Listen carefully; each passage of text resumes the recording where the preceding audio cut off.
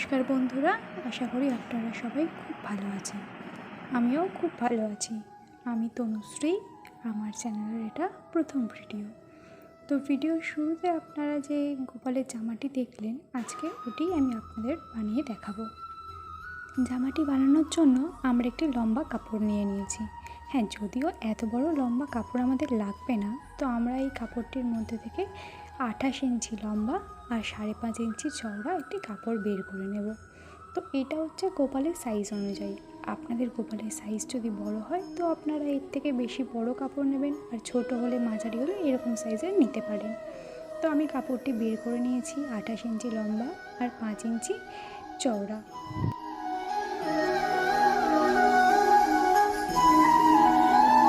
এটা তো গেল গোপালের জামার নিচের সাইডটা। এবার জামার ওপরের পোর্শনটা আমরা কেটে নেব। তার জন্য কাপড়ের ডবল ফোল্ড করে আমরা 3 ইঞ্চি লম্বা ও 3 ইঞ্চি চওড়া একটি কাপড় কেটে নেব, এবং কাপড়টিকে কাটা হয়ে গেলে কাপড়টির মাঝখান থেকে ভাগ করে নেব, যাতে দুটো ভাঁজ কাপড় আমরা পাই।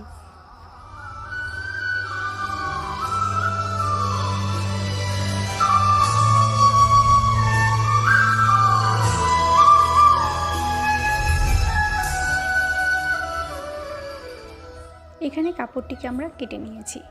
কাটা হয়ে গেলে এবারে কাপড়, নিচের ঘেরের যে অংশটা আমরা কেটেছি, উপরের যে পোর্শনটা কেটেছি এবং লেস, এই তিনটে নিয়ে আমরা মেশিনে বসবো। মেশিনের কাজ হলো প্রথমে আমাদের এই লেসটিকে লাগিয়ে নেওয়া।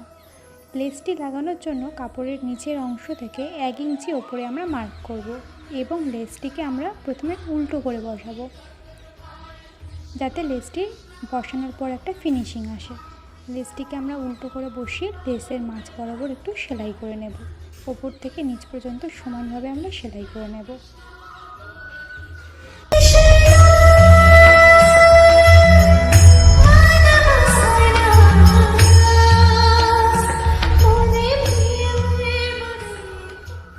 ওপর থেকে নিচ পর্যন্ত সেলাই করে নিয়েছি। নিয়ে যে বাদবাকি অংশটা এক্সট্রা থাকবে সেটা আমরা কেটে দেব। কেটে দেওয়ার পর নিচে যে 1 ইঞ্চিটা আমরা রেখেছিলাম সেটাকে ডবল ফোল্ড করব।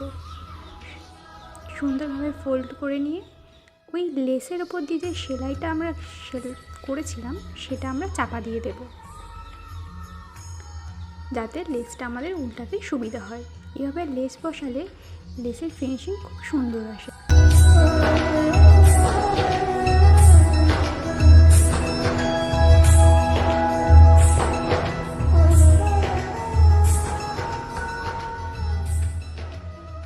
সেলাইটি করা হয়ে গেলে এবারে আমরা সুন্দর করে লেসটিকে পিছন সাইডে উল্টে নেব, এবং যে ডবল ফোল্ড করে যে সেলাইটা আমরা করেছিলাম তার ওপর দিয়ে আমরা ওপর থেকে নিচ পর্যন্ত একটা সোজা সেলাই দিয়ে দেব।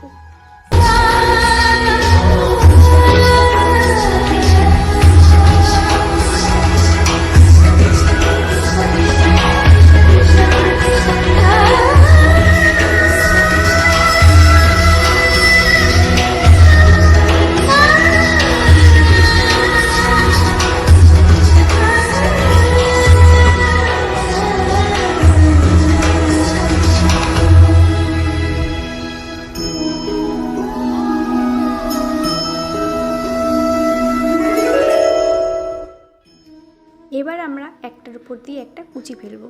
খেয়াল রাখতে হবে যেন কুচিগুলো খুব গায়ে গায়ে হয়, তাহলে জামার ঘেরটা খুব সুন্দর আসবে, ছাড়ানো আসবে।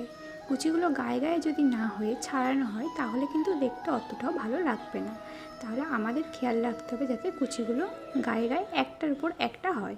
এইভাবে আমি সব কুচিগুলো দিয়ে নিয়েছি।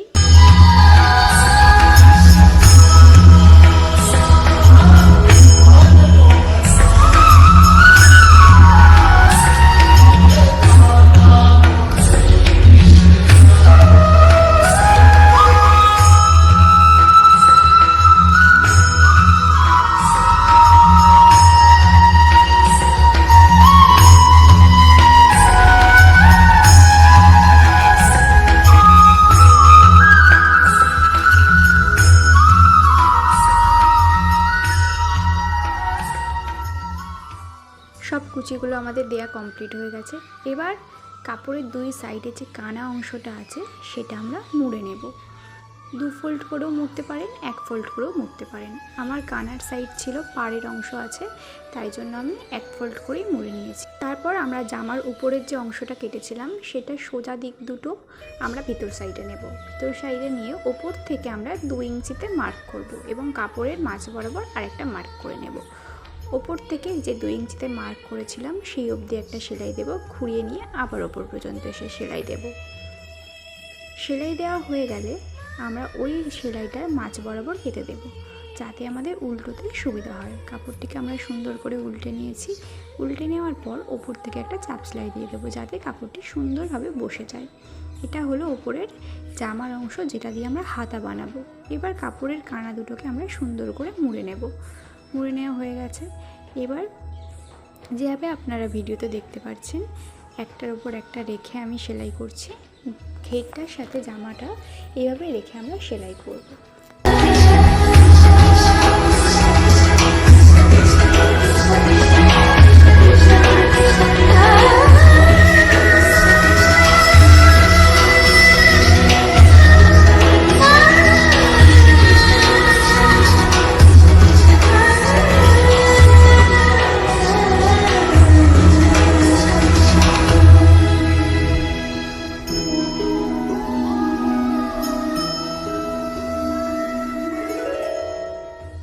সেলাই দিয়ে আমাদের কমপ্লিট হয়ে গেছে। দেখুন জামাটা দেখতে কত সুন্দর হয়েছে। নিচের লেসটার জন্য জামাটা আরও সুন্দর লাগছে। এবার আপনারা চাইলে পিছনে দুটো দড়ি করে নিতে পারেন, বোতাম করে নিতে পারেন, যেটা আপনাদের সুবিধা হয়। এবার আমরা জামাটি গোপালকে পরিয়ে দেখব যে কেমন দেখতে লাগছে। ভিডিওটি যদি ভালো লাগে তাহলে একটা লাইক এবং সাবস্ক্রাইব করে দিয়ে যাবেন চ্যানেলটি।